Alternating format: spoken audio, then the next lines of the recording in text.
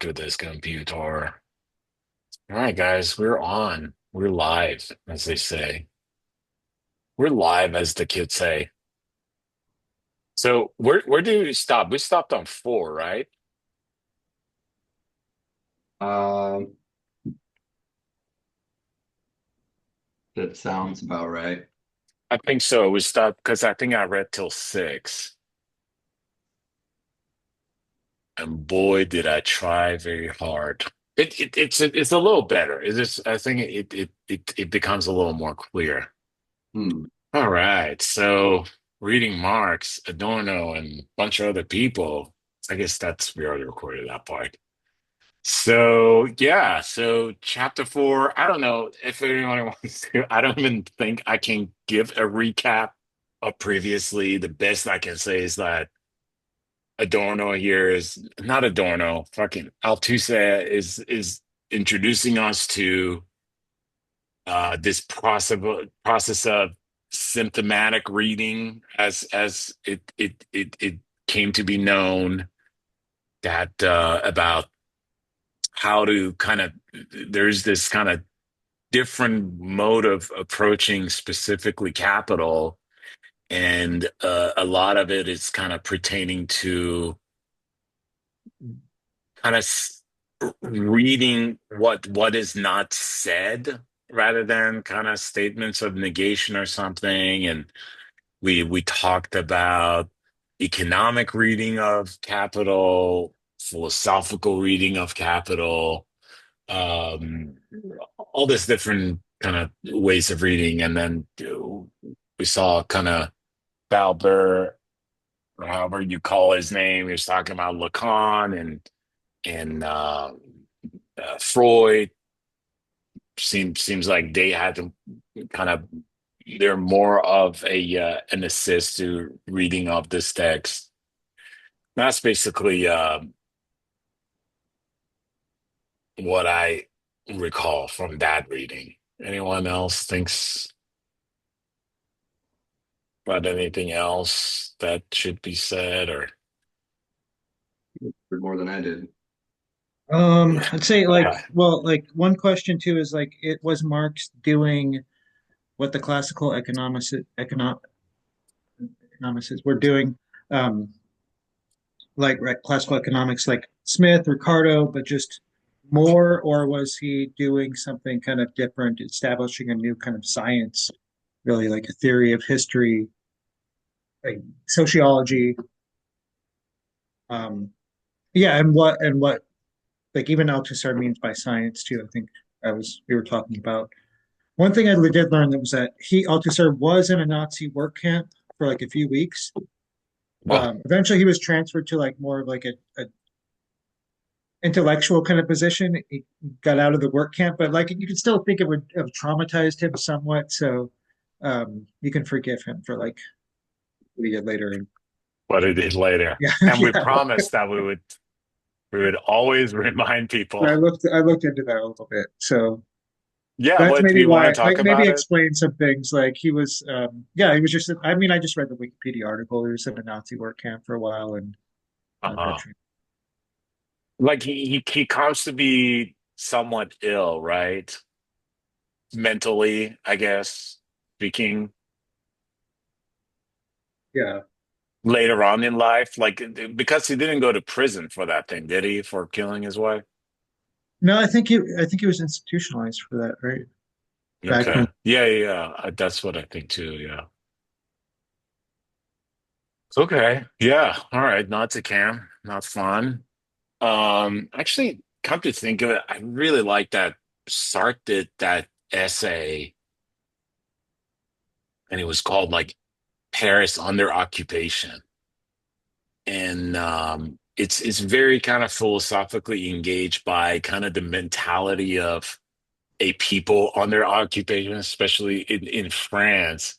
And there's this kind of really interesting image of he going to this unoccupied small apartment or something, and then there's like a chair, and then there's like cigarette butts around, and like interrogation or torture had taken place, if I recall.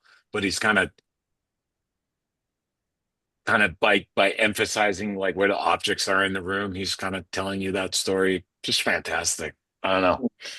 Um, Interesting one, but yeah, just kind of talk about these French people and their under the Nazi occupation is kind of a really interesting topic that we don't hear about because everybody just wants to say that the French are bitches, right? Like, Well, yeah, and uh, I think with Althusser, like I don't know, this is getting into like I guess the right, but like he's not going to talk about like how like you could think about how the psychology, like the mass psychology of being under occupation, in fact, affected that whole group of French intellectuals and German intellectuals at the time, right? Compared to like theorizing in peace versus theorizing under occupation, it's going to change like your theoretical input and your perspectives on reality. yeah, right. It's kind of I think it's a good point to. I mean, against the whole death of the author. I mean, being like, no, I think like the material condition at the time is really important to the text.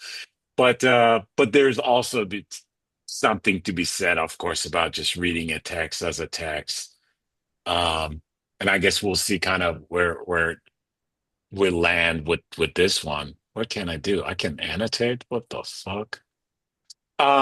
Yeah, okay, so let's start with four. Um, See what he was saying. I'll just read the first part and then go to what I highlighted. Returning to Marx, we know that not only in what he says, but what he does, we can grasp the transition from an earlier idea and practice of reading to a new practice of reading and to a theory of history capable of providing us with a new theory of reading. When we read Marx, we immediately find a reader who reads to us out loud. The fact that Marx was a prodigious reader is much less important for us than the fact that Marx felt the need to fill out his text by reading out loud, not only for the pleasure of quotation or through scrupulousness in his references. His accuracy in this was fanatical, and his opponents learned to their cost not only because of the intellectual honesty, which made him always and generously recognize his debt. Alas, he knew what debt was, but for reasons deeply rooted in the theoretical conditions of his work of discovery. So Marx reads out loud to us not only in the theories of surplus value, a book which remains essentially in note form, but also in Capital. He reads who's that? Quisney is one Yes, of the people. What is it? in French, Quesnay or something in French, I would guess. Quisney.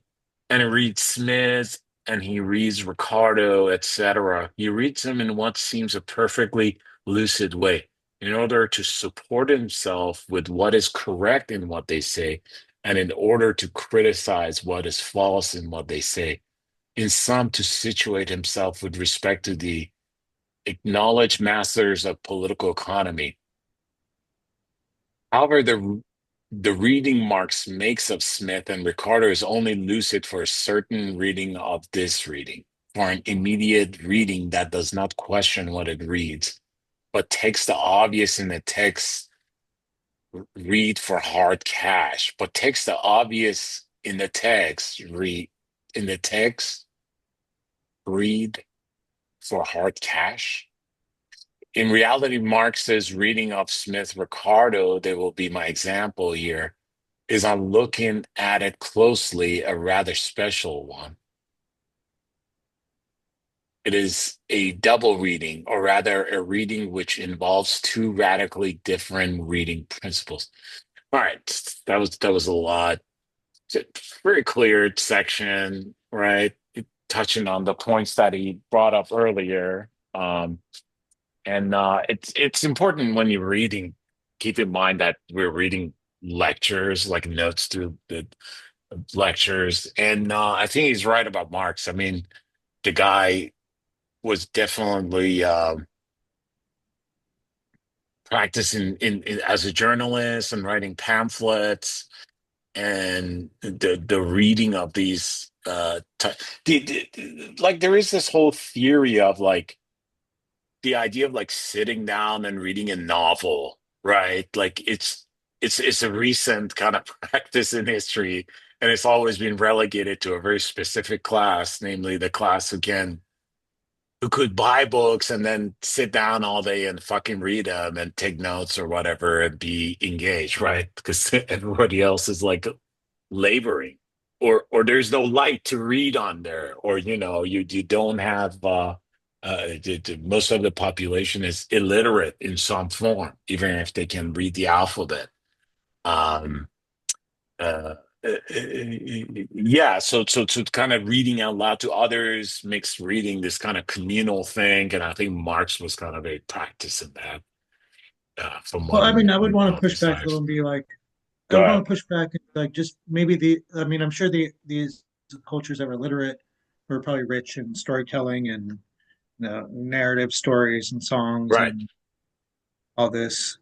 Yeah, Doing but that. I'm saying like reading, right? Like But like, sitting down. yeah, I know like the idea of the novel kind of changed perspectives of people because for the first time they could put themselves in the place of someone else. Um, Yeah, yeah, and I'm also thinking of how people like even like reading quietly to yourself is a new thing. Two people would have to read it out loud when they read something. right. Yeah, and it's not even clear if like these things are beneficial, these developments in any way, or like, even like maybe sitting down and reading out loud is a way to do something in order for it to be processed well. But like, yeah, the point is taken, right? I mean, I remember there's this book by Gore Vidal, Creationist, talking about it's supposedly a Greek guy that is in Achaemenides, Persia, if I recall, and he's remembering like the Peloponnesian Wars and stuff like that. But the point that he keeps coming back to is like, is like the only reason that like we have these views of Greeks and Persians is that the Greeks wrote stuff down. Persians had empires too. They had material, they had everything, but they were just like not interested in that technology in the way that the Greeks were, right? But in retrospect, you're like, oh, the thinking people and the warrior people, right? And all that comes because some people wrote stuff down and preserved those, and some people were engaged with kind of other activities. Um, I don't know why I'm going there, but But what I think, what kind of made me yeah. think of what Marx is doing here is kind of reading it in almost like a childish way, or like a way like students of mine might read something where they're like, you know, like, like that we pay to live on the earth. We pay like rent and stuff to live. They're like, reading that as a child, you're like, that's crazy. Why would you do that? Reading it, and then coming back in the kind of more second reading and being like, well, here's what you really are saying in this when Marx is reading, like, say, Smith or Mhm. Yeah, and then again, there's this point that is he said immediate reading that does not question what it reads, but it takes the obvious in the text read for hard cash. I have trouble understanding this sentence every time I read it, but how I like what that sentence to mean is that, yeah, like a lot of times, like when Marx is like quoting all this literature that he does, especially Smith and these guys, you don't take him as like, oh, he's trying to own them, right? Like the way he presents them, you're like, it kind of mixed with what he's saying, but it also saying this different thing that doesn't mix with that, especially with Ricardo, right? I mean, theory of labor on that. yeah, Um, yeah. And I was thinking yeah, theory, because I think Smith not bad, Ricardo not bad, but Marx is like I don't know, he would be neurodivergent as we would call him now, like looking at like reality and not trying to like you know, Smith, has these maybe unconscious like class positions that he's not accounting for, or Marx is like not thinking about those things. He's actually just looking at the text and looking at like the arguments. Not like he's some kind of savant or something, but I think he's just like reading it Yeah. symptomatic to Yeah, yeah. And I think the most wonderful example of that is Robinson Crusoe, right? When he's talking about Robinson Crusoe shows up yeah. on the When someone island. tells you a story, when someone tells me a story like, I'm like, wait a minute, like you're saying they did this, like that doesn't make any sense. Like you're just thinking, it's not like going with the flow of like, oh, this is, yeah, I would be like Robinson Crusoe back. No, I would like be dead. What are we talking about here? This is insane. Yeah, that That's not how like any of this works. exactly. Yeah, yeah, yeah. And like Robinson Crusoe, like one of the first thing he does as Marx is kind of telling the stories, like he starts like taking account of everything, or rather like instructing Friday to start like inventory, what's been washed on the shore or something. Um yeah, yeah. So okay. There's a So bunch of then we trash. Okay, there we go. Let's move on. yeah. It's like why are we doing this? um in the first reading, Marx reads Written by his someone who never had to do inventory at a store somewhere in the middle of the night.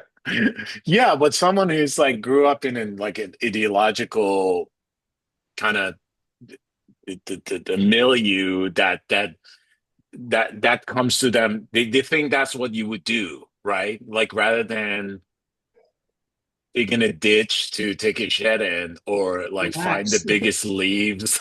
Yeah, For you're once again. you're trying to like see how many like screws or plywoods are there, which might be useful, but again, it's weird in the context of the story, the way Marx approaches it. Yeah.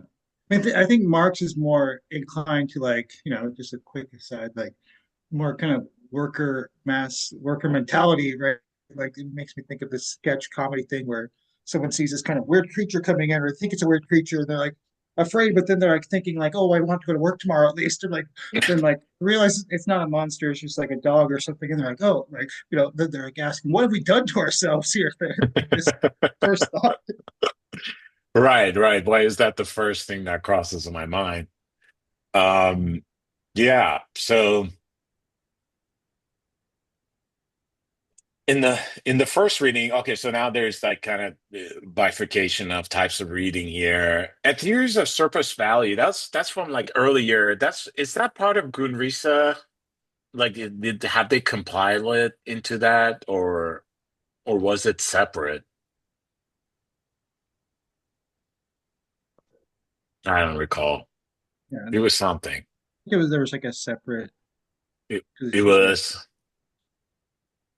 because that first kind of part of Grundrisse, there's a lot of labor and surplus and all that. Okay.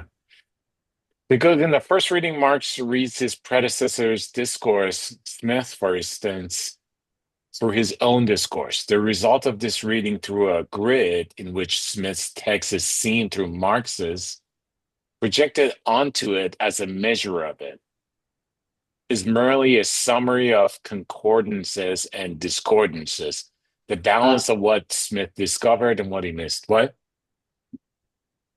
I have a question about just that sentence. This feels like just sort of belaboring a description of what anybody does when they create a work where they then discuss somebody else's work that is related to the topic. Maybe I'm just feeling a little critical today, but No, that sure. I think that that's what seems he's to saying. me like it seemed.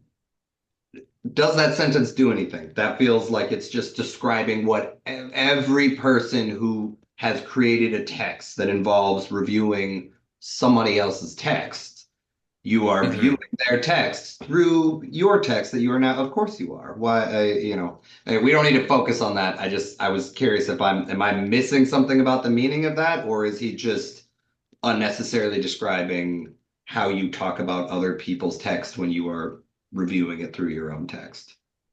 Yeah, but Well, I I kind mean, of think like, yeah, yeah, like go Marx. ahead. Well, you can go ahead, but kind of think No, Marx no, kind no, of please. started that. Like, that's what we're getting at from he, like, right. There was Oh, other kind of critiques, but I think this after like a couple of years later, we're like we forget how like how revolutionary it was.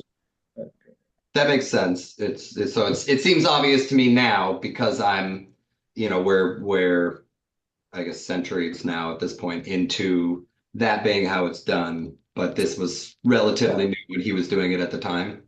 I mean, I don't know even then, because I mean, I think I could see Montaigne and other people doing it are like who are very kind of like again like that kind of looking outside, taking a step outside of looking at things and seeing what people are saying, like the whole like what I was saying about Smith's like bourgeois kind of biases that of course you're not going to see these things because if you point out these things, you're going to bring up guilt of like I'm benefiting by these kind of exploitation of workers and all this. So you're going to leave that out. You're going to, and then someone else will be like, oh, well, you're leaving out how you're benefiting from this kind of position of privilege, for example. Yeah, yeah, but I also wonder, like, yeah, I mean, it's hard to like reverse history, right? Consciously, like, yeah, there's kind of dialectical writing, of course, like it comes and goes in history, and then there is like people like us who have like kind of been institutionalized to a point that like they can only read like that.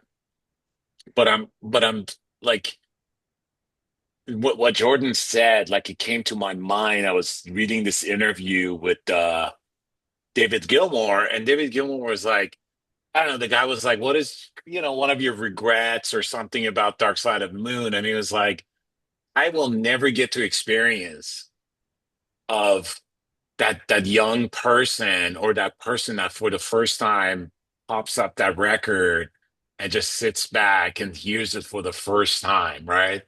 Because part of I was in part he was in process of making that record, but I think like the larger point is that um he's already been infected with critical reading, right? Like there is not that kind of immersive reading of. I mean, I find myself doing that all the time. Like even um reading like a sci-fi, I'm just like, well, how do you do this? Or, someone else did this part better, or, or this is really good. I'm just like constantly comparing, contrasting, putting it against this and that, or oh, this part is kind of problematic, or whatever. And I wonder what it would be like to just like fucking read a book, right? And I think like just by saying that, you say that maybe other types of reading are possible, right? Um, but maybe, or maybe that's not. That is itself a byproduct of your mind, that it always imagines there's like this other mode of being, right? I mean, like there is, I think there is like a byproduct of theory, right? Like the in itself, when Kant is talking about the in itself and for itself, or that which is like just like beyond experience and reason, that exists, outside of consciousness. Everything else is kind of, especially Schopenhauer was that kind of that German scene for 100 years, right? And it wasn't kind of discredited until Nietzsche, but it was like, oh, we're gonna start from these assumptions of there is this thing beyond experience of knowing, and then there's experience, and we can kind of do the reasoning and experience, after this first step. But I think that first step actually came after that model of looking at the world, of experience and the world, and then bifurcating and categorizing. You know what I mean? Um, like it that. that thing would not have been there. And I think that, maybe my idea of like, oh, a truly immersive reading experience might just be a fake product of my mind that is kind of dissatisfied with the laborious way I read shit now. Uh, I does mean, that make sense? I think there are uh, texts that require, I don't know if it's different kinds of reading so much as just the um not intensity, but the involvement required to, you don't really have to, with like a Harry Potter as an example. It's big letters. You can kind of go through. You don't really.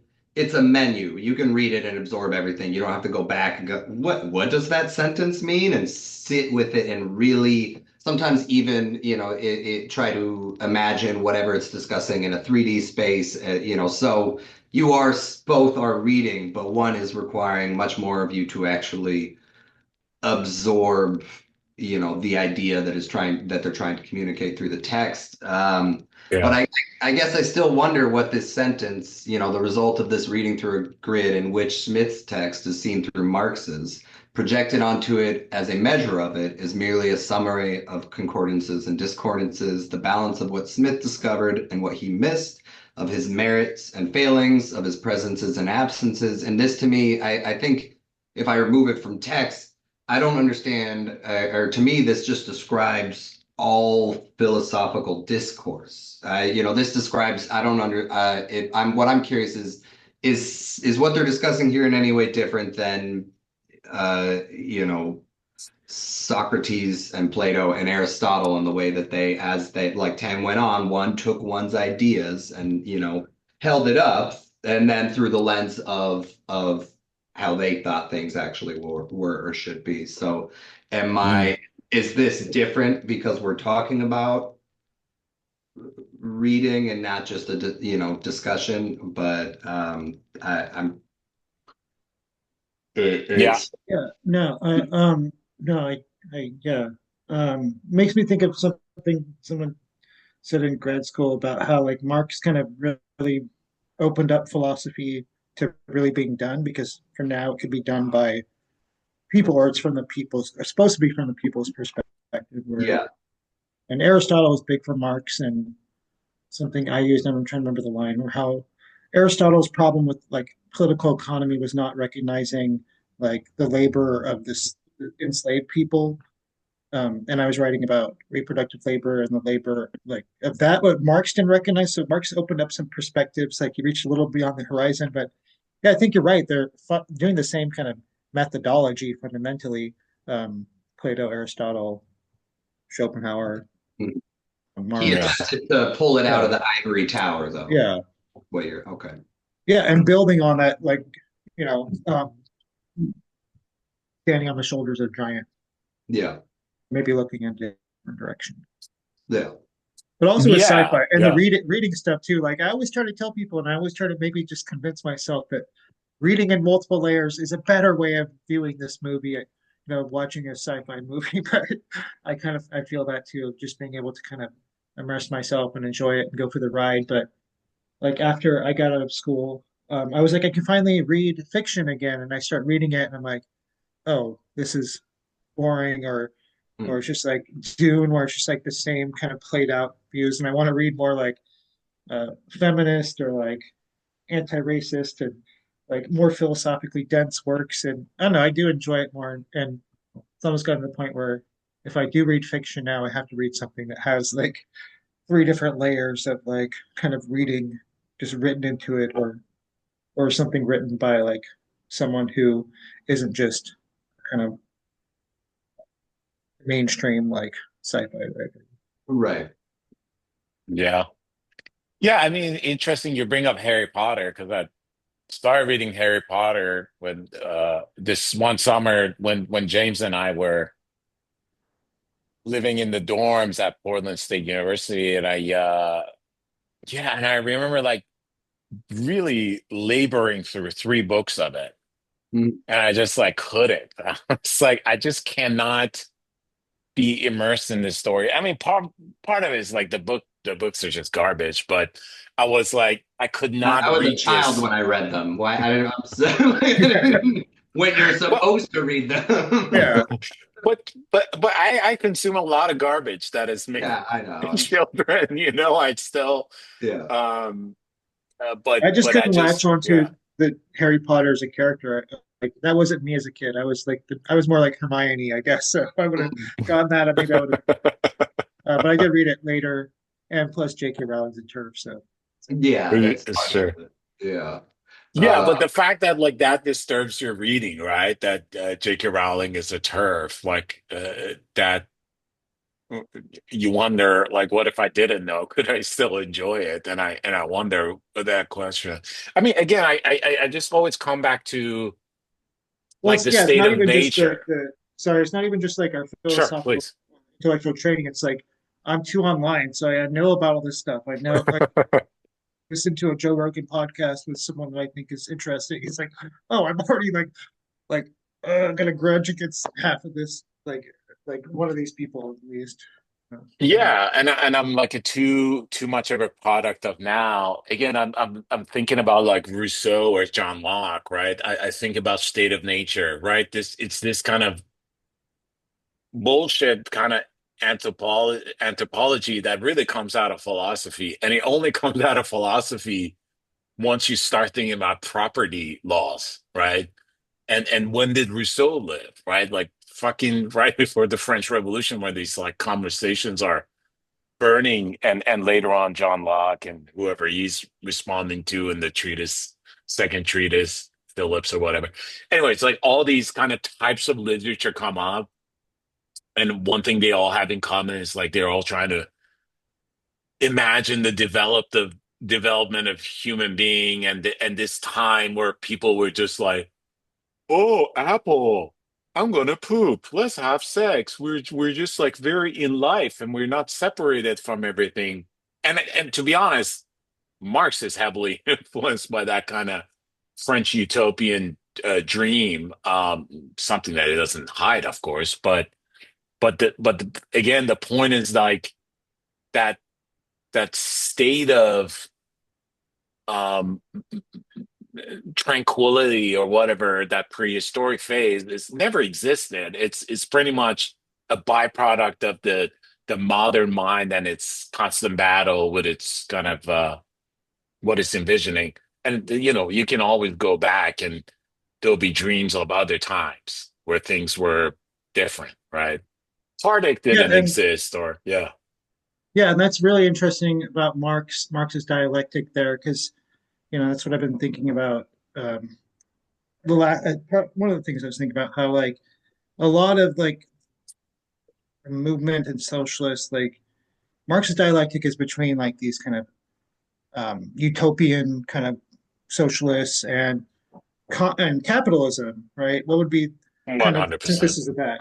Versus like we're still in that. Like our synthesis is now feudalism and capitalism. Like we're too big. We need like like dealing with like neoliberalism and kind of like Fordism or even fascism now. Like what is the dialectics moving in the here and now, not in the kind of I don't know 100 years ago when Marx was writing Right, right. an issue Yeah. some things like even with Althusser, I think. Oh, sure, sure. I mean, nevertheless, it's an interesting point. But since he's starting that sentence with first reading, I presume there is a second. mhm. Um, but let's read this whole thing. Let's see what the Yeah, fuck he's yeah. talking about. In fact, this reading is retrospective theoretical reading in which what Smith could not see or understand appears only as a radical omission. Certain of these omissions do refer to others, and the latter to a primary omission, but even this reduction restricts us to the observation of presence and absences. As for the omissions themselves, this reading does not provide reasons for them, since the observation of them destroys them. The continuity of Marx's discourse shows the, what is it, Lacuna, lacuna, lacuna in Smith's holes. discourse Means holes. Holes. Okay, great. Lacuna in Smith's discourse, which are invisible to Smith beneath the apparent continuity of his discourse.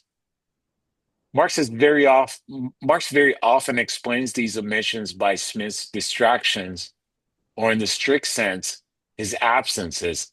He did not see what was, however, staring him in the face. He did not grasp what was, however, in his hands.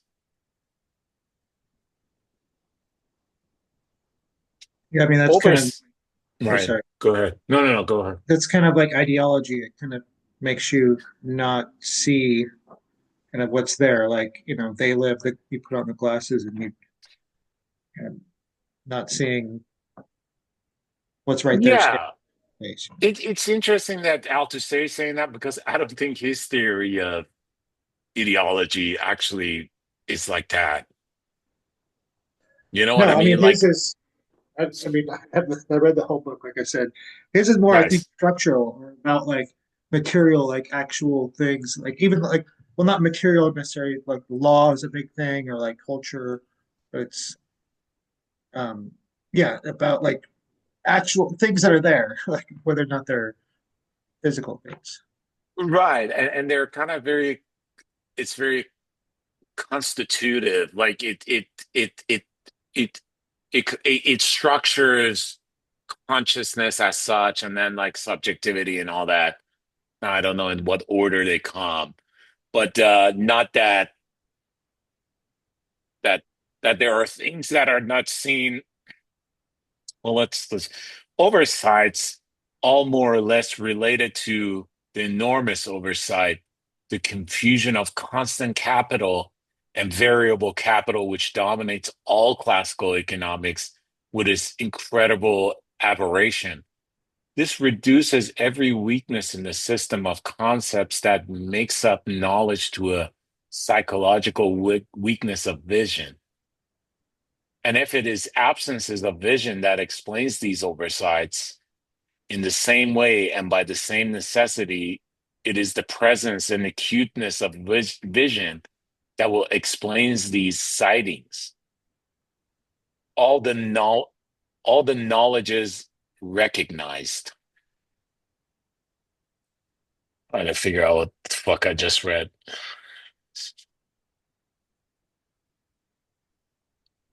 Oh, okay. So again, he's going structural, right? There's like these systems of concepts.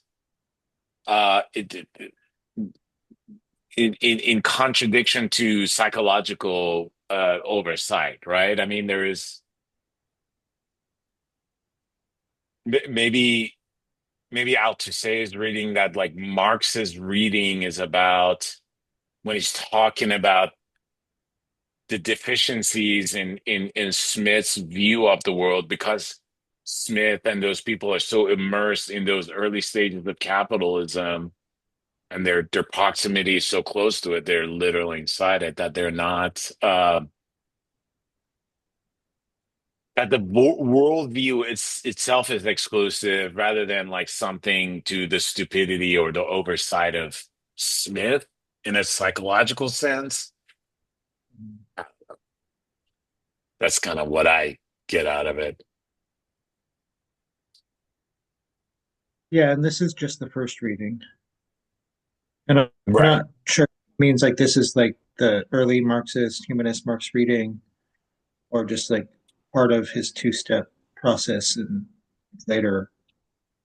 Yeah.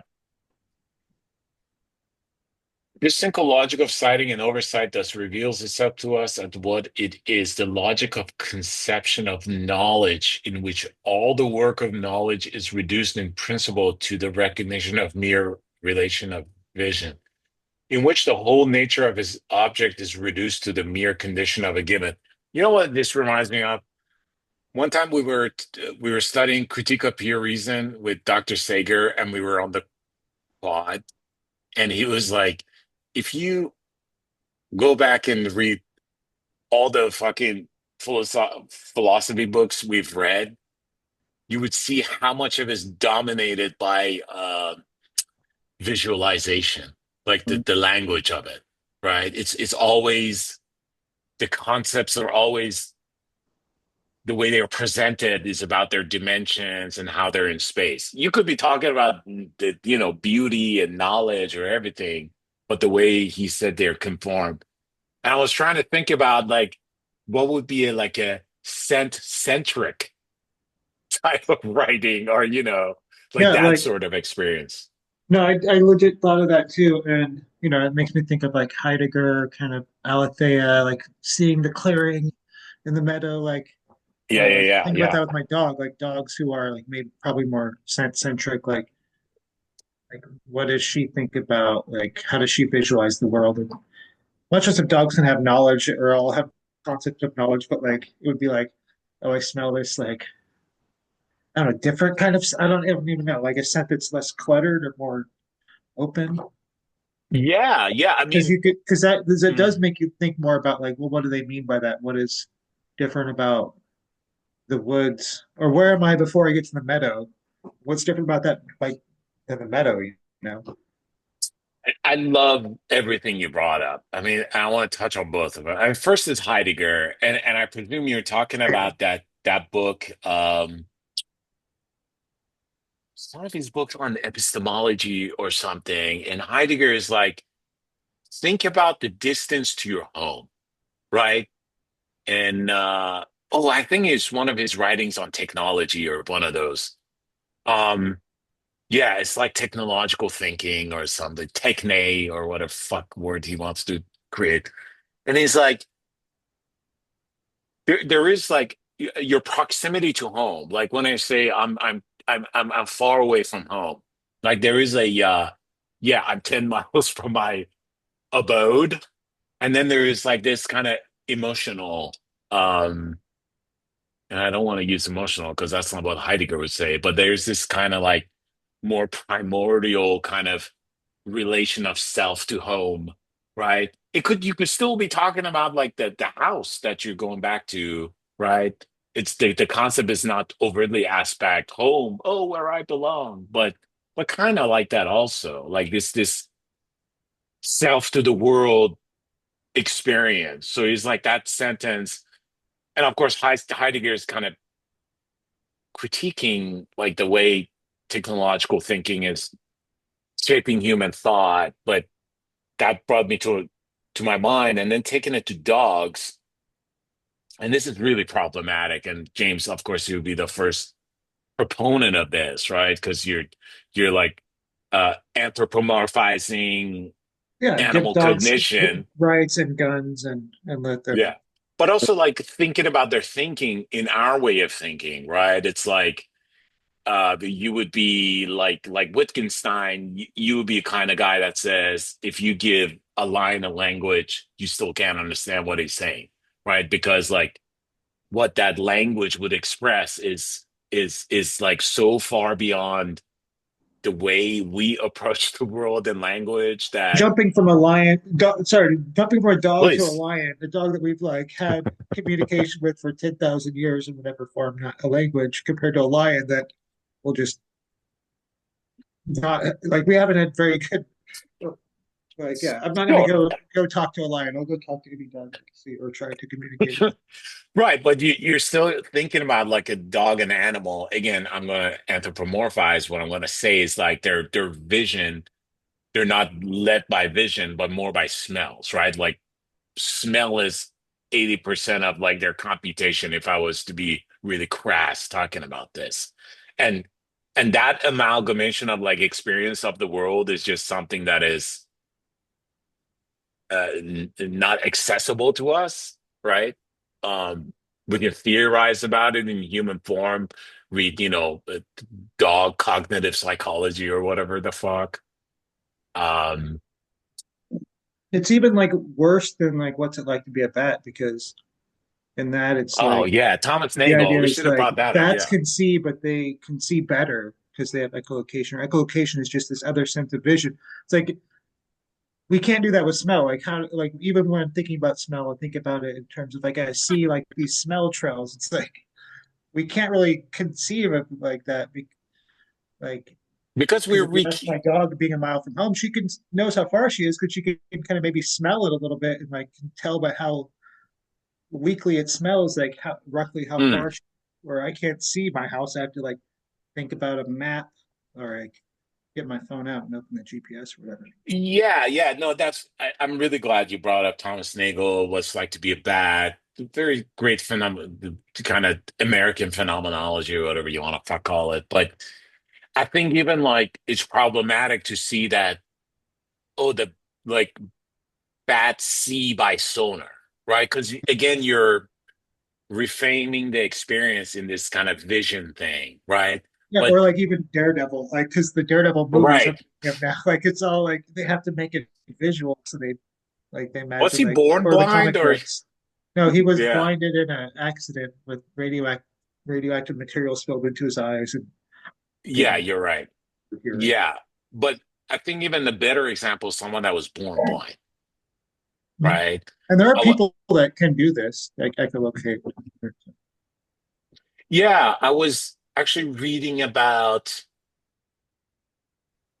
what is it like blind people like imagining or deaf people was it? I forgot that sun would make a sound, Mhm. because Yeah, it's this kind of giant and kind of they going through life with that presumption, right? Yeah, okay. We interesting. explore we explored Now I something want to on read. the We got to James. read that Catherine Malibu book about the brain. I really like her. Oh, what are But I'll put on you're the Sam list. Harris. No, no, she's a You got a neuroscience as James. she's an anarchist. Writes about the clitoris. Like no, Oh, okay. complete opposite. In Sam Harris. Reduce everything to sparks in the brain. Is that where She's we a are? she's a She writes. Yeah. Um, okay. The Funny. single logic of sighting and oversight thus reveals itself to us as what it is, the logic of conception of knowledge, in which all work of knowledge is reduced in principle to the recognition of mere relation of vision. All right, I mean, we're on the same track. We get what he's saying. In which the whole nature of his object is reduced to mere condition of a given. Uh, I know you sent something here in the chat. I might. Okay, No, Catherine Malibu. Okay, I'll yeah, man. I'll do group readings forever. Um, what Smith did not see through a weakness of vision, Marx sees. What Smith did not see was perfectly visible, and it was because it was visible that Smith could fail to see it while Mark could see it. We are in a circle. This is kind of like uh, uh a fish asking what's water thing, right? In that essay by not speech, David Foster Wallace, right? David Foster Wallace, right? I mean, it's the And same I kind think of point. Zizek too. Like I get Zizek vibes here. Like you're already living in the trash can, you can't see it. You know? Yeah. I mean, of course, yeah. I mean, the Zizek would say that, and he's of the same ilk. Just yeah. Um, but it's also a statement on ideology, another kind of interest of Marx. We are in a circle. We are in a circle. We have relapsed into the mere myth of knowledge as the vision of a given object or the reading of an established text, neither of which is ever anything but transparency itself. The sin of blindness belongs by right to vision, as much as the virtue of clear-sightedness to the human eye. But as one is always treated as one treats others, this reduces Marx to Smith minus the myopia. It reduces to nothing the whole gigantic effort by the fuck. You cross stuff out. Effort by which Marx tore himself from Smith's supposed myopia. It reduces to a mere difference of vision, this day in which all cats are no longer gray. It reduces to nothing the historical distance and theoretical dislocation in which Marx thinks the theoretical difference that nevertheless separates him from Smith forever. And finally, we are condemned to the same faith of vision, condemned to see Marx only what he saw, to see in Marx only what he saw. Okay, I mean he's saying that okay, I mean that there's that critique going on, but you can't just kind of encapsulate the reading of Marx as the one that is seeing what is unseen, right? The novelty and the newness that rises out of distinctions or something. That's what I get from it. I don't know.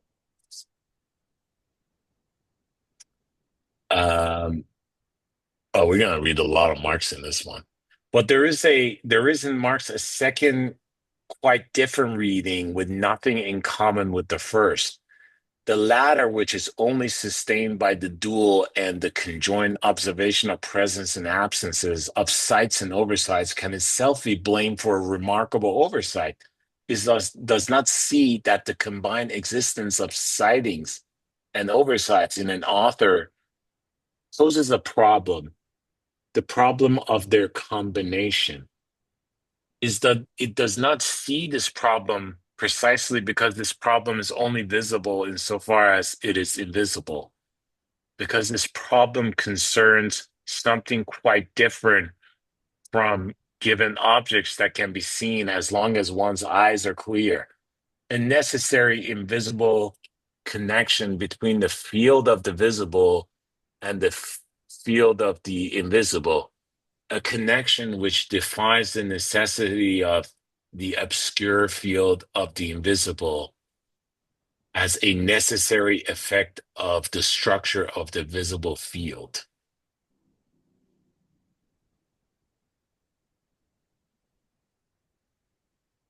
Okay, so Yeah, I want to what? ask about it, but he Go did say ahead. he's going Yeah. to make it more comprehensible. But is this like dialectic, combining these like things together?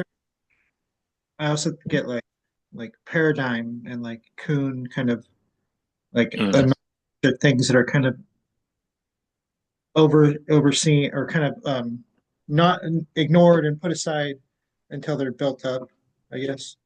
Yeah, they build up into this kind of cohesive system. I don't think it's dialectic yet because he's just talking about like dichotomies. I remember like this thing Or from like Sartre. and antimonies Mm. from or something like What is it? the Antimonies? Yeah, yeah, yeah. like two different things. Yeah, because I think for dialectic, then you need that extra step of that after the synthesis or combination, there is a thesis. I know a lot of people take issue with that schematics of dialectics, but I think it works. I mean, Send um, Sean. huh?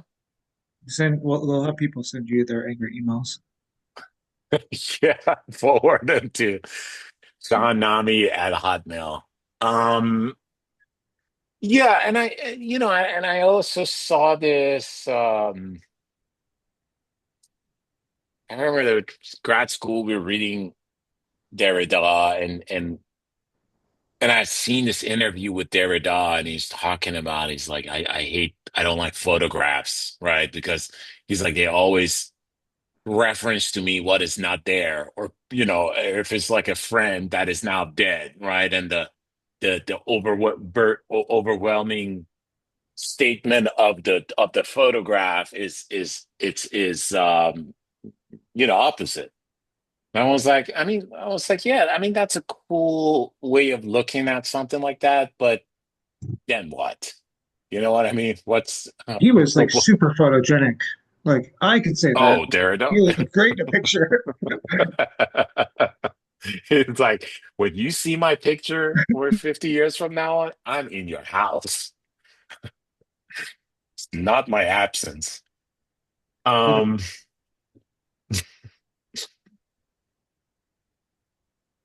okay, but in order to make what I mean by this more comprehensible, I shall leave this abrupt posing of the question in suspense for a moment and make Real a quick. detour. Yeah, I go think ahead, if Lloyd. you ever write something and your paragraph starts with, but in order to make what I mean by this more comprehensible, you scroll up, delete the last paragraph, and just start again. That's exactly what I was thinking. I was like, oh, Yeah, this is some kind of like gaslighting. I'm gonna get him confused and then come back and then go in for the kill after that. since we're all reading, how about we start with the comprehensible and work our way back? Um, yeah, suspense. I make a detour back to it through an analysis of second kind of reading we find in Marx. I only need one example: the admirable chapter 19 of Capital on Wages, Volume 1. Pages 675, secretly reflecting backstage in Engels' extraordinary theoretical remarks in the preface to Volume 2. I therefore quote Marx, reader of the classical economist.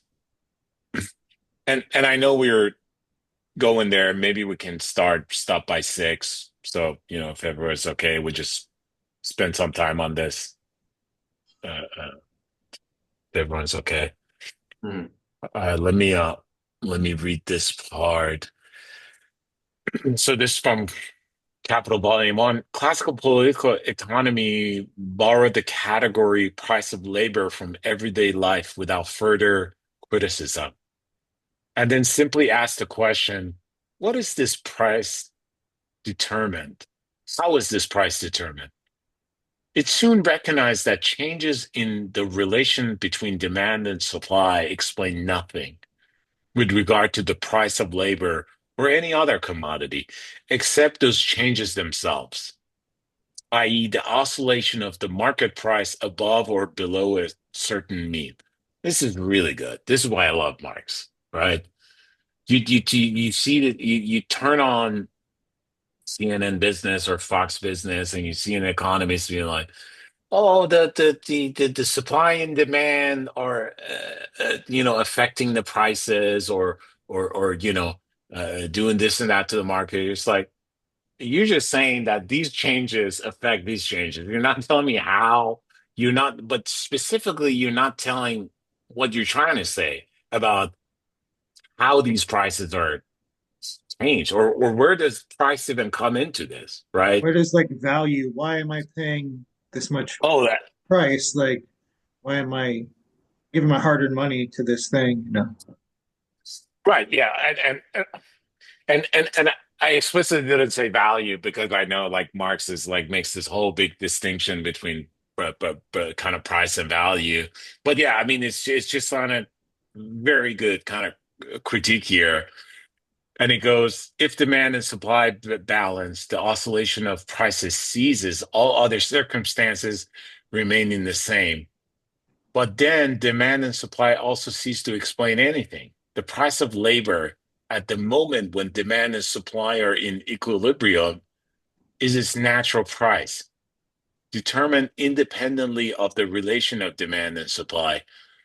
It was therefore found that the natural price was the object which actually had to be analyzed, or rather, or a longer period of oscillation in the market price was taken, for example, a year, and the oscillation were found to cancel each other out, leaving a mean average quantity, a constant magnitude. This naturally had to be determined otherwise than by its own mutually compensatory compens compens compensatory compensatory compensatory Compensatory. compensatory. Thank you. I knew it wasn't tasting right. Compensatory variations. It's really interesting when you're at court, you see like opposing counsel or someone come over like an everyday word and suddenly like the word is sounding and they're really working at it. I always feel bad because I'm like, that's me. Yeah. Um, this price, which ultimately predominates over the accidental market price of labor and regulates them, this necessary price, according to the physiocrats, or the natural price, according to Adam Smith, can only be its value expressed in money, as with all other commodities. The commodity, says Smith, is then sold for price for precisely what it is worth. In this way, the political economists believed they could penetrate to the value of labor through the medium of the accidental prices of labor. As with other commodities, this value was then further determined by the cost of production. But what is the cost of production of the worker, i.e., the cost of production, producing or reproducing the worker himself? The political economists unconsciously substituted this question for the original one, for the search after the cost of production of labor as such turned into a circle and did not allow them to get any further forward at all. Therefore, what they call the value of labor is in fact the value of labor power as it exists in the personality of the worker. And it is as different from its function, labor, as a machine is from the operation it performs. Because they were concerned with the difference between the market price of labor and its so-called value, with the relation of this value to the rate of profit and the value of the commodities produced by the means of labor, etc., they never discovered that the course of the analysis had led not only from the market prices of labor to its presumed value, but also to the resolution of this value of labor itself to the value of labor power. Classical political economy's unconsciousness of this result of his own analysis and his uncritical acceptance of the category of value of labor, natural price of labor, etc., as the ultimate and adequate expression for the value relation under consideration, led it to the extricable confusions and contradictions. Translation modified after the French edition. Um, so kind of without going into reading Marx into this, I guess I mean there's kind of a good point here about how kind of these theories of economy run go in circle, right? What's the price of this? Well, the price of this is based on the supply and demand, and then supply and demand is based on how much it takes to produce something, and how much it takes to produce something is the value of labor. But then you're like, well, okay, labor or labor power, right? Is it the work done, or is it that the creative force of producing something or reproducing something? And then by that point, you've come back to the labor power, which itself is a commodity, right? Your boss pays for the shit you do. Um, and then you've come into a circle. Again, you're asking what's the price of the labor? Oh, well, the price of labor is the supply and demand, and again, going back into the circle. Um, but I believe what kind of Althusser is trying to do with this is kind of give an example of how Marx works by presenting, by making something visible, showing kind of his deficiencies, or the invisible that is um, that is unsaid within what is said.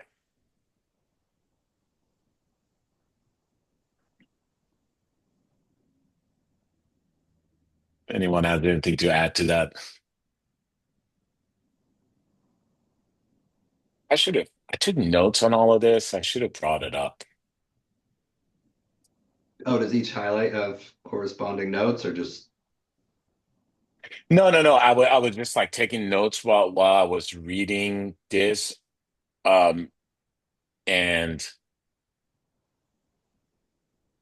I did not, I should have read my notes. Let me, okay, here's my notes. So it's kind of, I think we should break this down or should we move on? I wouldn't mind breaking it down. I don't know if I can wait until we get to six, just 'cause my head's might be Yeah, no, enough no, for no, me. no. Um, Yeah, I mean, I think Go ahead. like whatever y'all are. Yeah, so it's kind of step one is in this section, I think this is the structure of it. Classical political economy adopted the everyday notion of the price of labor without questioning or critically analyzing it, and the focus was it initially on determining how this price was established. Then economists quickly realized that fluctuations in the price of labor or any commodity, right? Labor is a commodity caused by changes in supply and demand only explains those fluctuations themselves, not the underlying natural price. When demand and supply are in balance, prices stabilize and supply and demand explanations cease to be meaningful. The equilibrium price at this point was termed the natural price of labor, which was thought to exist independently of supply and demand fluctuations. So I did, yeah. So at that point, they were like, "Oh, okay. So there's this thing, a natural price. That's when these things are in equilibrium, and that is kind of a separate thing from the supply and demand because it's natural. It's kind of like natural philosophy, natural law, whatever. It's this thing that has an independent existence." Attention then turned to analyzing natural price, which classical political economy believed to regulate the market prices over. This natural price was viewed as the value of labor expressed in money and was thought to be determined, like other commodities, by the cost of production. So the natural price, I believe this by the time of Ricardo and Smith, that are taking the physiocrats' ideas and then kind of trying to make a holistic system. But then this kind of other problem comes up. The cost of production of labor was interpreted as the cost of producing and reproducing the worker's subsistence, kind of what he eats and how he lives, and the means necessary for maintaining their ability to work, right? The price of labor is whatever we can pay Jordan to work, and we just pay him barely enough to reproduce himself for tomorrow to come back to work. This led the economists to conflate the value of labor with the value of labor power, labor's capacity to work, labor power. And then the difference between labor and labor power, the distinction between labor, the activity or the function, like I put the cans over here, and labor power, the worker's capacity to perform that labor, right? If I haven't had food for 7 days, I'm not going to be able to execute this labor of moving the cans at the factory. Labor power is an analogous to a machine, whereas labor is analogous to the operation of the machine. And I don't think I got that part too good. So classical political economy unknowingly shifted the question from the value of labor itself to the value of labor power. However, economists continues to use terms like value of labor and natural prices of labor as if they adequately captured the reality of the value relation being analyzed. And then finally,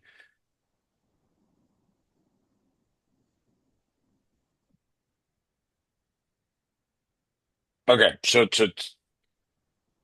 I think that's the problem. The logical problem is this the physiocrats economies, which is a cruder form of what the classical economies do, Ricardo and Smith, and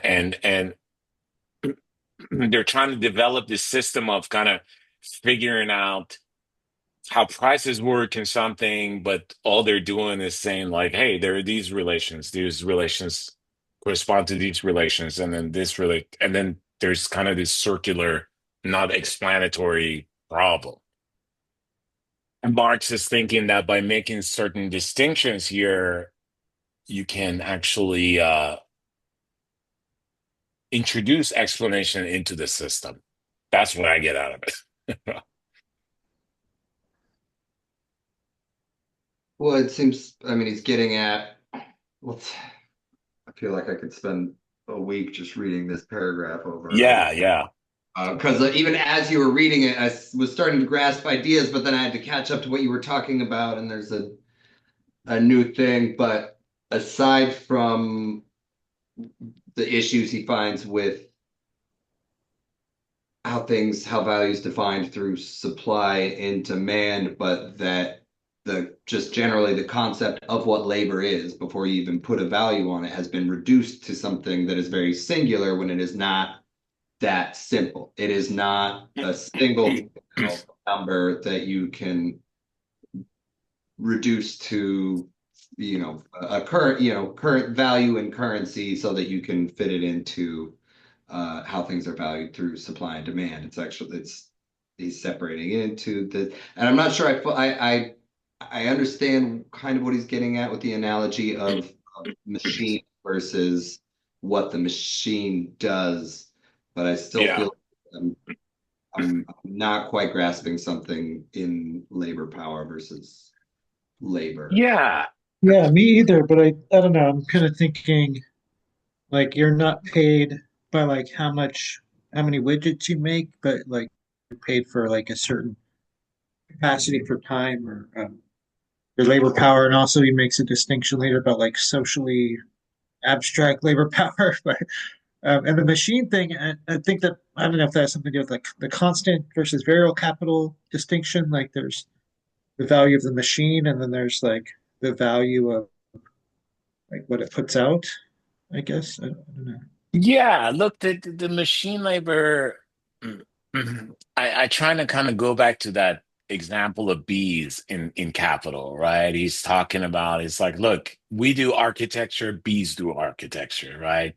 We we create shit, and they're ominous in their own way. But Marx was saying that like, what's different about humans, humans' labor than bees is that there's this like preconception, there's this kind of plan, there's this kind of a conscious life that is going into the labor, and that's what kind of makes it special. That kind of um very and this is very kind of French and kind of a age of Renaissance, that there's this kind of Marx calls it like unrest, like there's this very imaginative and productive force within human being, and he just wants to kind of distinguish the human from the act of like doing the work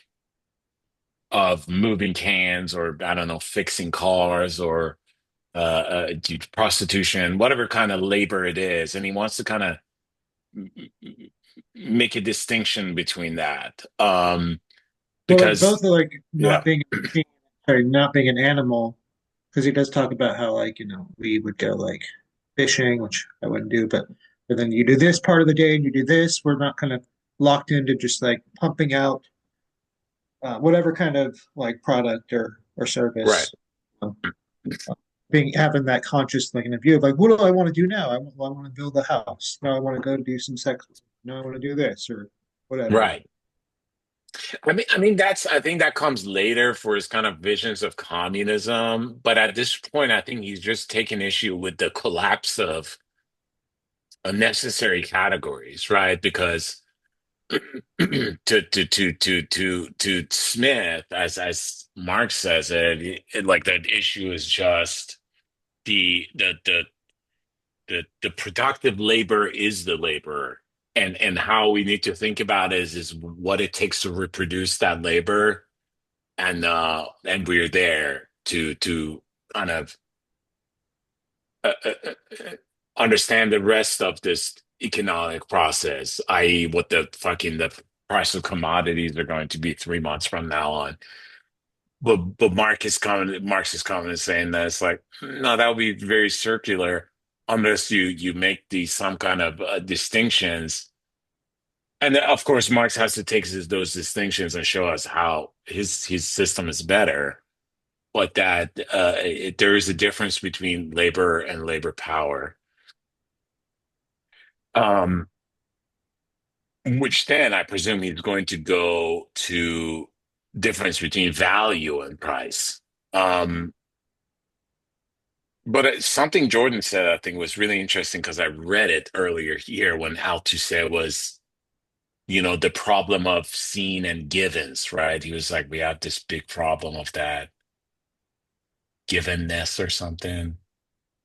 Lost it. We read it. It was here somewhere. But let's see what he's saying. I take this astonishing text for what it is, a protocol of Marx's reading of classical economics. Here again, it is tempting to believe that we are destined to a conception of reading which adds up the balance of sightings and oversights. Classical political economy certainly saw that, but it did not see that. It never arrived at a sight of. Here again, it seems that as if this balance of sights and oversights is found beneath a grid. The classical absences revealed by Marx is present. But there is one very small difference, which I warned the reader straight away. We have no intention of not seeing. It is this. What classical political economy does not see is not what it does not see. It is what it sees. It is not what it lacks. On the contrary, it is what it does not lack. It is not what it misses. On the contrary, it is what it does not miss. The oversight then is not to see what one sees. The oversight no longer concerns the object, but the sight itself. The oversight is an oversight that concerns vision. Non-vision is therefore inside the vision. It is a form of vision and hence has a necessary relationship with the vision. I just think this is a long way of saying like there's an ideological way of seeing things. It's not like missing the point, but you're construing the world in a certain way. Yeah, there's a blind spot, or Uh, just how vision works. Like we, like if you don't have a naive empiricist view, like our perception is kind of constructed in our brains based on like sensory input. yeah, and I like to think about it like, look, if you're growing up and you're like, I don't understand gayness, right? Um, it's not because you're not seeing gayness. You're seeing it all around, and probably more importantly in yourself. When you're jerking off to your best friend, in middle school. But you're so steeped into ideological vision that you only see like heteronormative life, that it just like the otherness of homosexual life like doesn't register, like it doesn't exist to you, right? And then when you do see it, you see it as something unnatural, right? Um so um rather than seeing as just kind of a normal way of like biological life. Well, yeah, it's fucking exists everywhere, even outside the anthropocentric kind of vision of life.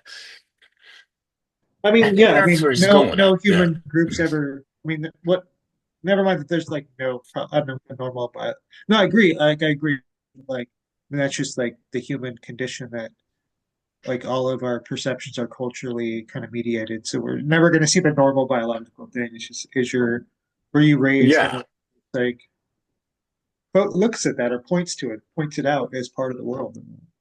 Right, right. I mean, it's like, you read like conservative history or opining on history, and they're like, oh, the trans thing is new. It's like, well, it's not new. It's just like history has been written by certain types of people all across the world.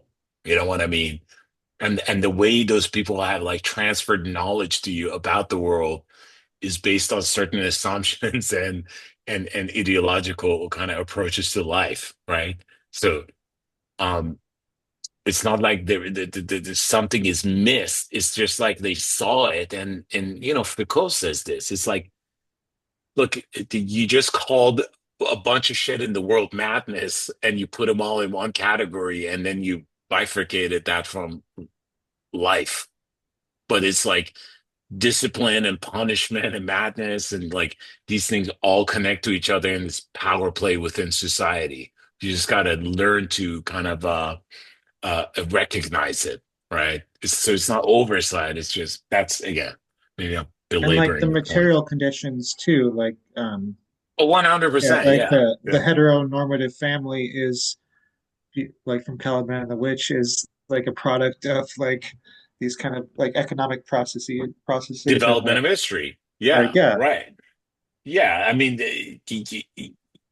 and I think that's a beautiful point. And Jordan, we actually we did this with Federici for Caliban and the Witch, and we recorded it for YouTube. But that's what exactly what she's talking about. Like, look, it's like every cartoon and movie you watch from like 10th century, there's like a mom, dad, and two kids, and it's like this modality of family like so fucking new, and that and then like dad goes to work and mom is like making bread. You know what I mean? It's like it's fantasy, right? But to 90% of the world you talk about who have been kind of Disneyfied in their view of history, a family is a family. It's existed for all time. Everything that's in the the Bible. traditional family values. Yeah, family values. Like you go Moses, to well, don't bring up like the Bible. You have like a lot of like weird stuff between families in the Bible. That's what I was going to say. Like you go talk to an Orthodox Jew that is all he does is literally study the Bible, does nothing else. The males, the women actually have lives. His family that Well, he's created, like in the settlements in Israel, is has no relation to like how Abraham lived or how Abraham is depicted in the fucking Bible, right? There's no man and wife. There's not a man making decision. There's not two kids with one wife. Like the modality of those families are different, but they're reading the same text, but they're making like modern families, right, in the land of Canaan, right? And they fail to recognize that, look, my Orthodox Jewishness is not a authentic vision of past or a life by the Bible. It's an ultra modern way of living. Same with like Saudi Arabia. Like these are like modern inventions of uh, a donkey mind of thinking about the past. You know what I mean? Like this kind of throwback reactionary. Now, of course, these are like extreme examples, but it's I mean, very true. it's like every religion, even like I Oh, was thinking sure, about yeah, people say neo-pagans, but like, well, you couldn't have like a proto-paleo-pagan because it yeah, didn't like there's exist. like Christians, neo-Christians, neo-Muslims, whatever. Sure, yeah, yeah. Like the more fundamentalist it is, the more modern it is. But I don't want to kind of lose sight of like the point of the passage is like, look, it's not difference between like, oh, like Smith didn't see labor or factories. Yeah, they were in his time. It's just like how he processed it was in a way that fit his worldview. Um and he goes and he says, we have reached our real problem, the problem that exists in and is posed by the actual identity of this organic confusion of non-vision and vision, or rather in this observation of non-vision or of oversight. We we are no longer dealing with reading of classical economics through the grid of Marxist theory alone, with a comparison between classical theory and Marxist theory, the latter providing the standard. For we never compare classical theory with anything except itself, its non-vision with its vision. We are therefore dealing with our problem in its pure state, defined in a single domain, without any regression to infinity. To understand this necessary and paradoxical identity of non-vision and vision within vision itself is very exactly to pose our problem, the problem of the necessary connection which unites the vision and the invisible, and to pose it properly is to give ourselves a chance of solving it. So yeah, so Althusser is saying there's two readings of Marx. We talked about there was the grid reading where there's kind of dichotomies happening, and then there's this other way of reading, which is not necessarily about dichotomies. It's not really about sights and seeing and misconception or missing the point. It's about uh, showing the vision and how the vision itself is is uh, is what is seeing is what is not there, right? The way it's presenting the world is an aberration. It seemed, I mean, for me, this first and second reading that we've been discussing is many of it's how it, if you read a text like this the first time and then the second time, a lot of this is you can't really know what's not there until you've read it one time.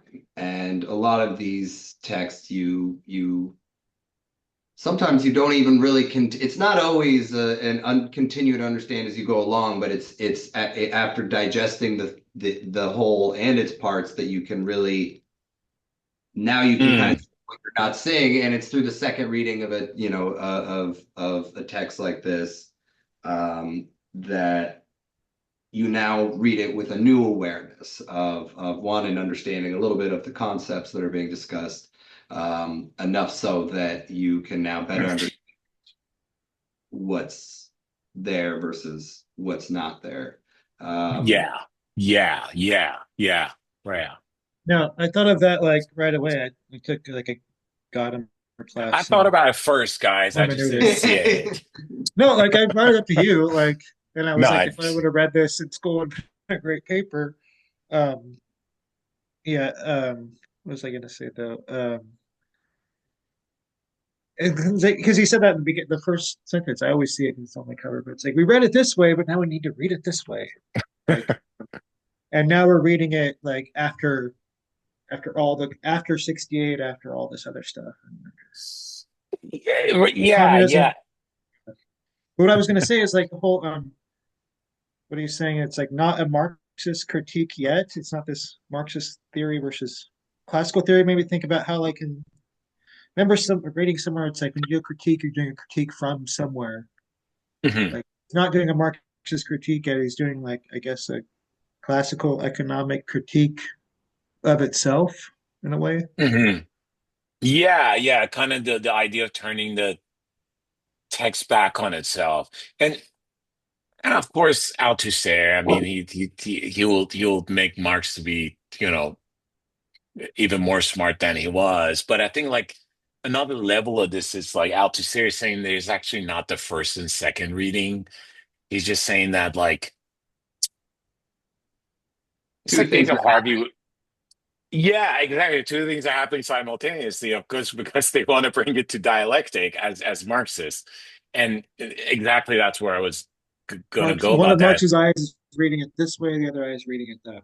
it's when you take an His eyeball beard is and really pretty cool. face it to the other eyeball, and there's this infinite feedback. Actually, which he actually talks about the being stuck in the infinite. Even our jokes are like catching on to the text. It's like David Harvey is like always like, look, when you're reading Capital, you got to remember that this is a snapshot of a process, of an ongoing process. Never in the moments of capitalism are these things in one form. They're ever changing, right? They're interacting with each other. And you know, and this is, I think, very much the influence of Hegel, right? You can't ever say it's like Hegel is saying this. He's like, especially in phenomenology your spirit, right? It's like it's this thing, and then this thing is turning into this other thing, and it's turning into this other thing. And of course, the development is not linear. Um, Again, we're talking about kind of spatial language and everything. I think he's saying that like Jordan said, I mean, everybody said a version of this. Like these things are like happening simultaneously, and their dynamics depend on each other. Um,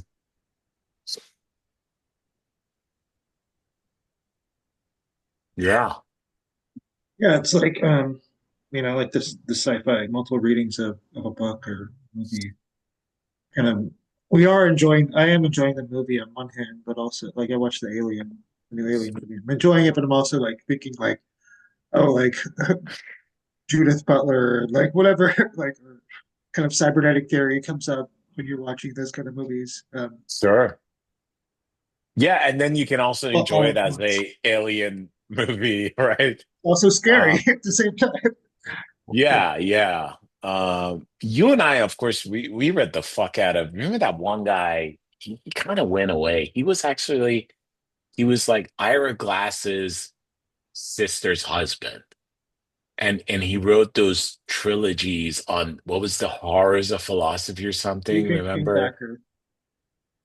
Oh, Thacker? Eugene Thacker. Yeah, yeah, yeah, yeah. And I remember he was very fond of kind of these types of statements or thoughts.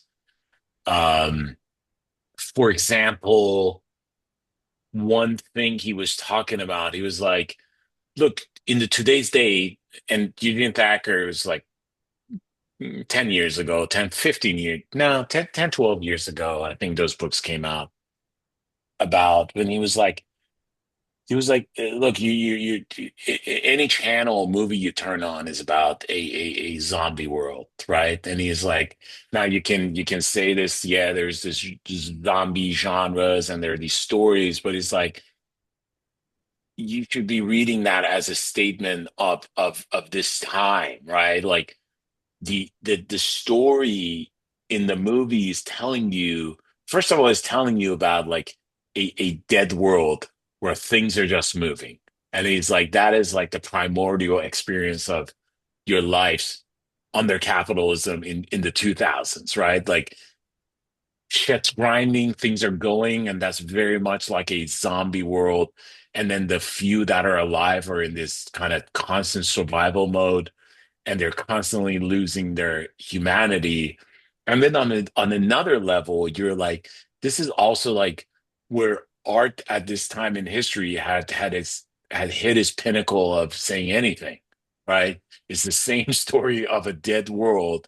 And he was like, so now you have like being in the world in itself. And then he's like, now we have a third category of like the world without us. We're constantly trying to re envision the world in art from this perspective of no perspective, right? Like what would the universe, how would the universe be experienced on its own accords if there was no experience, right? It's the cliche point of like, does the tree make a sound if it falls down? And actually, the true answer is no, right? Because the mechanics of sounds or vibrations that are hearing hitting like eardrums or something. And he's like, art is kind of taking you to that space. Um, yeah. Yes. Did you ever read? I think it's Peter Watts' What is it? They, well, the aliens in that are kind of like that. They're like What's the book? unaware consciousness, like or maybe not conscious, and it's like the kind of idea is that like humans are kind of aberration, and most life in the universe is like that. But or like sentience isn't there, like it just like operates and it's much more efficient. Like our kind of conscious awareness gets in the way of things. It's Yeah, it's right. it's it's it's like a hive or ants. You know what I mean? Like there is this kind of larger experience of things that can't be reduced to its parts, right? I mean, we got a hive or we got a something that is working in this kind of functioning way, and it doesn't really have an awareness of itself, but there is awareness because there is like some sort of organization is unfolding, you know? And again, through sense, like not focused on vision, like through like chemical messages, really, like how ants. There's another sci-fi book that's great where they end up using like ants in a way to kind of like program them as a computer and use them as this giant kind of like supercomputer using just ant colonies and chemical messages.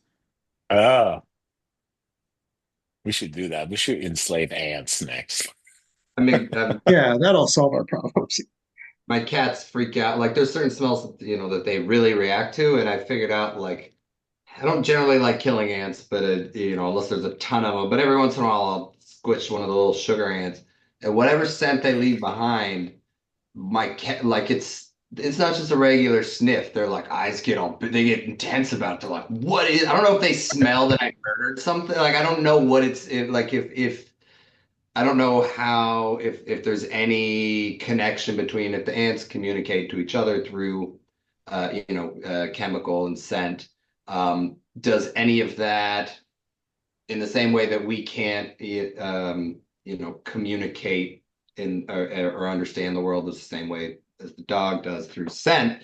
Is there some crossover in animals though? Is the cat is a message communicated or is it just cats have it's an interesting smell to it, but they also have other organs that we don't have. So they process even the way that like I walk around and I'm always sniffing things and I have a sensitive palate and so like I'm always smelling things. Just like Biden, Huh?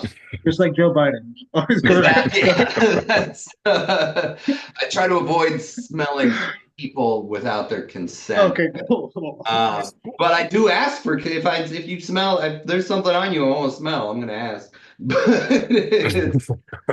But no, I mean the cats do. I don't know. It's not relevant to what we were reading, but Look, I I mean, No, look, that is a smell because I was gonna say like this will go and like put the dead ant smell. I forget what chemical it is exactly on like living ants, and other ants will think they're dead and try to carry them to like the grave really. part. They're like, hey, no, they move around. They'll keep trying to carry them out because they just use the Uh, smell. And another thing, like you said, animals have like I know that organ is called in dogs the Jacobson's organ, where they can literally yeah. smell like your mood and your emotions. Imagine if we had that. You're smelling people Oh, like, oh, why are you mad at me?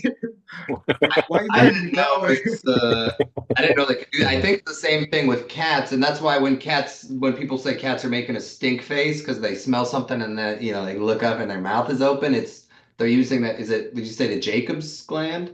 Jacobson's organ. Jacobson's organ. I think that's what they're doing when they make that stink face people are talking about is they're like processing the scent through that organ and they're making a weird face. And yeah. I'll try to tie it back in. Because imagine humans have that. We don't have that. What we have instead is language, which allows us to lie about our emotion, everything, and deceive about things that aren't here and there. Where animals don't do that. But if they could, like, what would stop them from, you know, being just as messed up and like in a kind of Nietzschean sense, like terrible as us and rather than pure and not rational, you So know. you're saying what underpins civilization is lies, and for I guess I'm lies to becoming exist, like you a need Freudian. language. I'm becoming more of a Freudian in my old age, I guess. Yeah, that's definitely civilization and its discontents. Yeah. No, Well, I again, know. I like mean, I you're think like, that's just a feature of language. Because there's another mm, sci-fi novel I read where they just communicate through like showing images, right? And then they mhm. like that was on it's what is it called? Remembrance of Earth's Past, the Three Body Problem, right? Yeah. There's a scene at the end where they find out, oh, humans can lie through language. Mhm. They don't have a concept of lying until we kill them. So immediately they're like, oh, fuck y'all, we're going to kill you all. We can't trust you at all. And they're right. Yeah. They're not wrong. Right, right. Yeah, yeah, yeah. No, I've never seen the show. I read the book. I started the second one. I never got into it. But yeah, there is that kind of alternate kind of experience of humanity. Like I was thinking about like if you what if like when you crush an ant and you put it in front of your cat and suddenly like cat is not smelling, but the cat is like experiencing the ant's last moments, You know, like it's like like it's more of a like an experiential conceptual thing. well, they seem to still like me, but even after all the ant death, Yeah, maybe yeah, they maybe they experience your enjoy it. sacrifice. They are, I mean, natural predators and perfectly designed to murder, so maybe they respect me more when they smell the death on me. And morality is a lie, right? I mean, it's a selective process of getting shit done based on your needs. Oh yeah, this one is execution, this one is murder, but this one is killing, you know? Yeah, okay, All right. I should go. I gotta go make food. My head's That's starting. it. They're the fine. great. So yeah, the next time let's do six and seven because I think they're big. I mean, yeah, you can try to do eight if you want, but What day? So is it next? Oh, first day of Hanukkah.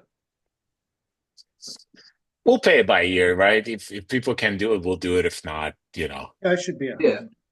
I'll be yeah. in Texas. Just sitting. Is the recording done? Do what? Did this recording stop? No, oh, let me stop it. Yeah. Yeah, no, I'll just be sitting in Texas smoking weed and sitting on the couch and probably watching family members argue. So, yeah, so I'll be free. So, yeah, no, I'll be around. But if not, if people end up being busy, whatever, catch up. Yeah, no, I have an oral argument that Friday in Clackamas, so Okay. I'll see how fucking stressed I am by that Yeah, time. Yeah, yeah, that's yeah. The night before it might be a little. Uh, I would you know, be, I would be thinking too much about the thing I had the next day. But you've been a lawyer for longer than I have, so. it's bullshit.